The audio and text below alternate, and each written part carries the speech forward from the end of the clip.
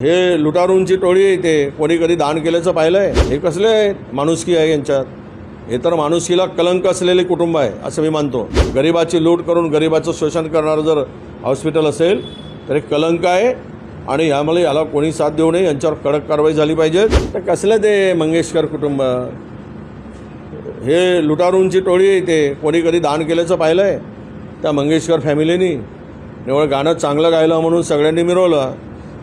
लता दीदी, आशा दीदी, हे दीदी ते दीदी, अरे तेवढं जर समर्पण असतं जर लोकांसाठी आणि देशासाठी तर ते सेवा केली असती। हे काय, मी पहिलेही बोललो, हे सगळं मॅनेजमेंट आणि हे त्याची स्टोरी मी वाचतोय रोज। ज्या माणसांनी खिलारे पाटलांनी जमीन दिली त्यांना सोडलं नाही या नालायकांनी। हे कसले माणुसकी आहे यांच्यात? हे तर माणुसकीला कलंक असलेले कुटुंब आहे असं मी मानतो। त्यांना काय हे कलंक आहे, अशा पद्धतीने जर मॅनेजमेंट चालवून गरिबाची लूट करून गरिबाचं शोषण करणारं जर हॉस्पिटल असेल तर हे कलंक आहे आणि यामुळे याला कोणी साथ देऊ नये, यांच्यावर कडक कारवाई झाली पाहिजे। हे काय चॅरिटी म्हणून योजना फायदा घ्यायचा आणि फायदा घेऊन मग गरिबांना लुटायचं,